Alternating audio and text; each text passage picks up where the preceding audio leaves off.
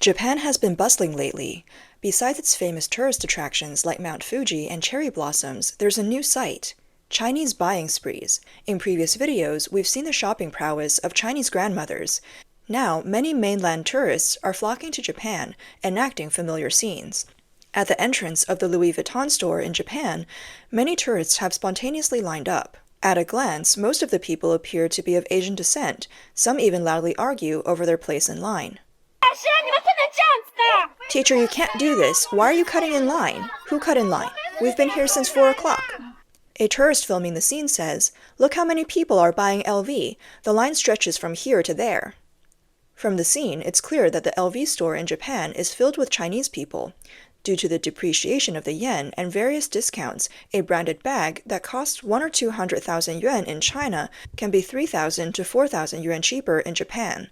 This is nearly 10 to 50% cheaper than buying LV luxury goods in China, making it very tempting for Chinese tourists. A netizen, upon hearing this news, went to the LV luxury store in Japan to verify the information. He said, I'm now in Ginza, in the pedestrian heaven. Let's take a look at the entrance of the LV luxury store. There are quite a few people buying here. LV is a luxury brand, right? The line is as long as if they were giving out eggs at a supermarket. Friends, look, from the entrance to here, the line is all people buying LV. But it doesn't end here. The line continues around the corner. It stretches far as the eye can see. There are really a lot of people. 80% of them are Chinese. Look behind me, full of people. Today, I want to buy a bag for my client. So let's experience the LV VIP concierge service. With this service, you don't have to line up. You can go straight in. The official price of this bag in China is over 26,000 yuan. In Japan, it's only 490,000 yen. After that, we can get a tax refund of over 2,000 yuan, making it 6,000 yuan cheaper than in China. The attractive prices are the main reason why Chinese tourists are going crazy for Japanese luxury goods. Previously, customers who couldn't afford these items can now get them at the lowest prices they've been eyeing. For Chinese resellers, this is a big opportunity to make a profit. The eyewitness said, Not even rainy days can stop Chinese tourists' enthusiasm for buying LV. Because the yen has dropped significantly, some styles are 1,000 to 2,000 yuan cheaper than in China. The people in line are mainly Chinese, Vietnamese, Thai, and other Southeast Asians. Another netizen who went to buy LV luxury bags said, the LV store in Japan is full of Chinese people. I saw a Chinese tourist with 2 28-inch suitcases shopping inside the store. The scene looked quite lively. Recently, a topic has been trending on Chinese social media. Chinese tourists spend nearly 300,000 yen per capita in Japan. The sharp drop in the yen's exchange rate has led many Chinese tourists to choose Japan as their destination for travel and shopping during the May Day holiday. Besides the significant drop in prices for luxury brands like LV, many everyday items and food prices have also plummeted, easing the budget constraints for Chinese tourists struggling with the economic downturn. According to statistics from the Japan National Tourism Organization, in the first quarter of this year, spending by foreign tourists in Japan increased by 73.3% year-on-year, reaching 1.75 trillion yen. Compared to the pre-pandemic year of 2019, this is a 52% increase. Chinese tourists accounted for 352.6 billion yen of the spending, making up 20.1% of all foreign spending and ranking first by a huge lead. The per capita spending of Chinese tourists reached 293,100 yen, approximately 13,700 yuan, or nearly $1,900. In March alone, the number of tourists and shoppers from mainland China to Japan reached 450,000. The National Immigration Administration of China also reported on outbound tourism data. During this year's May Day holiday, there were 8.5 million border crossings, a 35.1% increase from the same period last year. The peak day was May 3rd, with 1.8 million crossings. Among these, mainland residents accounted for 4.8 million crossings, a 38% increase from the same period last year.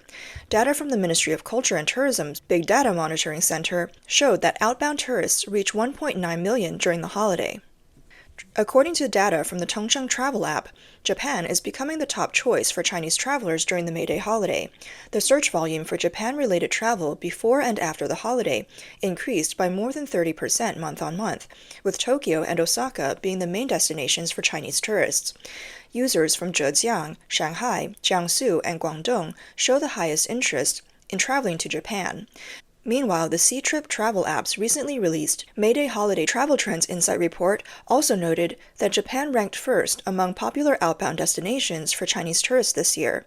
Additionally, data from the homestay platform Airbnb indicated that Japan was the top search destination for spring. As previously mentioned, the price difference due to the yen's depreciation is a major reason why Chinese consumers are flocking to Japan to shop. Japanese media are also reporting on the influx of Chinese tourists filling up luxury stores. However, compared to earlier years when Chinese tourists brought back items like toilet seats and rice cookers from Japan, luxury brands, affordable beauty products, and seawater pearls have become the new three treasures of Japan. With the shopping frenzy at a peak, many luxury items are sold out, and long queues at store entrances have become a common sight. A veteran tour guide, Zhang Ru, who had been working in Japan for over 20 years, shared with the Epoch Times about the recent influx of Chinese tourists. He said since the Chinese Communist Party, CCP, lifted pandemic restrictions, the number of Chinese tourists coming to Japan has significantly increased, but it's still far from pre-pandemic levels. You can feel the pressure from China's overall economic decline just by looking at the number of tourists. Most of them have multiple entry visas, making it relatively easy for them to visit Japan, and they are generally well off, mostly from first-tier cities. He also mentioned that Chinese tourists come to Japan to shop because they trust the quality of Japanese products, and many items are much cheaper than in China. With the depreciation of the yen, shopping in Japan is very enjoyable. Of course, many Chinese tourists are not attracted by the prices, but come to Japan because they like it. The tourists do not harbor the anti-Japanese sentiments often seen online. They are very aware of the local situation in Japan and trust the quality of its environment, daily necessities, and food. The anti-Japanese sentiment is mostly an online phenomenon. Today's tourists focus more on the spiritual enjoyment of sightseeing, especially appreciating Japan's well-preserved traditional culture, ancient architecture, cleanliness, and quietness. For many Chinese, these aspects are eye-opening, and a single visit to Japan can make them very fond of it. The overall state of Japanese society also makes a deep impression on Chinese visitors. The attitude of Chinese tourists towards Japan has drawn attention because the CCP has long incited nationalist sentiments, trying to create animosity between the Chinese people and Japan. For example, it has exploited the release of treated nuclear wastewater from Fukushima to stir up emotions. On August 24th last year, Japan officially began discharging treated nuclear wastewater from Fukushima. In response, the CCP General Administration of Customs announced a complete suspension of Japanese seafood imports. At the same time, Chinese state media fueled the fire. The CCP manipulated platforms like Weibo and Baidu to keep topics related to Japan's nuclear wastewater discharge trending. Official accounts posted content, and over 150,000 comments on related posts overwhelmingly condemned Japan, with many netizens calling for a boycott of Japanese goods and even for the eradication of Japan. There were even videos of Chinese citizens protesting the discharge in public squares, with one young man waving the CCP flag and shouting anti-Japanese slogans. This media frenzy led to some resistance to Japanese products in Chinese society, with some people avoiding Japanese cuisine. Now, the news that Chinese tourists spend nearly 300,000 yen per capita in Japan has turned the comment sections around. Some netizens have become more rational, commenting, "Anti-Japanese zealots only exist online." Others sarcastically said, "Don't you know your mouth and limbs are separate?" Zhang, the veteran tour guide mentioned earlier, said that when Chinese tourists first arrived in Japan, they were very concerned about nuclear contamination and asked if the seafood was safe to eat. However, upon visiting Japanese seafood production areas and seeing people from all over the world eating seafood there, they felt reassured. The unnecessary psychological pressure caused by CCP propaganda was immediately relieved, and they happily ate and drank. Seeing the reality for themselves was the most convincing. Chinese tourists who flock to Japan to shop feel the same way. They see many foreigners who, upon learning that something is made in Japan, treat it as a guarantee of quality. This reinforces their belief in the superior quality of Japanese goods. The production process for goods in Japan is very rigorous, with no shortcuts taken. Due to globalization, some items sold in Japan might not be manufactured domestically, but they must pass strict quality control checks before being sold in Japan. The assurance of quality makes Chinese consumers comfortable spending money on high-quality items they can trust. While there are many counters in China selling Japanese products, the items sold in Japan often differ from those available in China. A common example is medication. Chinese tourists often buy large quantities of stomach and health medications in Japan, noting slight differences in prescriptions compared to those in China. This is because products exported to other countries must be adjusted to comply with local laws. In addition, even though Japan has strict quality controls, they can still grade products, with some opting to keep the best items for the domestic market and exporting lower quality or non-compliant products. This further strengthens Chinese customers' trust in Japanese products, making them more willing to buy directly from Japan. In contrast, China tends to export its best quality goods while leaving lower quality or even non-compliant products for domestic consumption. This has eroded trust between Chinese consumers, their government, and domestic businesses, making them more inclined to spend their money overseas.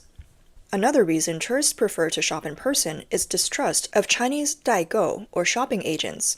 Issues with daigou are rampant, with some selling counterfeit products from China while claiming they are authentic imports. This has made many consumers wary, feeling more secure buying items themselves in Japan rather than relying on daigou. The collapse of trust in Chinese society has been ongoing for some time. As one netizen put it, there's no such thing as honesty or trust in China. From the onset of the pandemic, lockdowns, the collapse of the real estate market, and the bankruptcy of numerous listed companies, middle-class wealth has not only been wiped out, but so has public trust. Take the Nanning bus crash incident mentioned in the previous program. Chinese netizens had to use VPNs to access information abroad to find out the truth, as hardly anyone trusts the official reports. Isn't this a result of the collapse of trust? This widespread distrust and dissatisfaction with the Chinese government have driven many wealthy elites to emigrate, with Japan being a top destination. Wang Qing, representative of Japan-China Welfare Planning, once wrote in an article about two of his friends' stories. One of them, Mr. Zhang, who is in his 40s, finally made his way to Japan after some difficulties during the latter part of the pandemic. According to Mr. Zhang, during the lockdown, the vast city of Shanghai was empty of people and vehicles, a ghost town. All the shops in the airport were closed, and all airport staff wore protective suits, including flight attendants, making it look like an apocalyptic scene. However, upon arriving at Narita Airport in Japan, he found no staff in protective suits. Everything seemed normal, with people just wearing masks. Seeing this familiar sense of normalcy, he felt an immediate sense of relief, as if he had just returned from hell to the living world. Mr. Li, who also moved from Shanghai to Japan during the lockdown, stated that his primary reason for emigrating was his children's education. He did not want his children to be brainwashed by CCP propaganda. Mr. Li and his wife have 2 children. Mr. Li runs a trading company, and his wife is a producer at a state television station. Despite their high social status and economic stability, the strict controls and the deteriorating social-political environment made them lose trust in the Chinese government. Concerned about their children's future, they decided to leave. Mr. Li said, "After seeing the children's school education and textbooks, I found the patriotic education to be outrageous, and the political propaganda increased year by year. I was worried about my children being brainwashed and felt a sense of urgency to take action, so I brought my family to Japan." He continued, "Even if you are wealthy in China now, will your descendants be? In other words, your wealth in China is not necessarily yours. The most typical political characteristic of China is that private property is not protected and can be communized by the CCP at any time." Additionally, Chinese real estate has a 70-year usage right, which theoretically can reset after 70 years, meaning it won't belong to you. In countries like Japan, houses and land are forever private property. China is very chaotic now, and the possibility of internal unrest or war exists, so these wealthy individuals want to escape in advance. Japan is close to China, shares cultural roots, has a developed economy, a relatively healthy political system, and is quite safe. The immigration conditions are also relatively lenient, so some wealthy Chinese choose to immigrate to Japan. Regarding the situation, Lai Jianping, a former Beijing lawyer and chairman of the Democracy Front Canada, believes that those truly brainwashed by the CCP and harboring anti-Japanese sentiments are in the minority. Most people do not genuinely hate Japan due to political ideology. With the collapse of trust in the Chinese government, more people are becoming aware of the truth. Those who can travel abroad will see the truth with their own eyes. The CCP's propaganda methods are becoming increasingly ineffective for most Chinese people.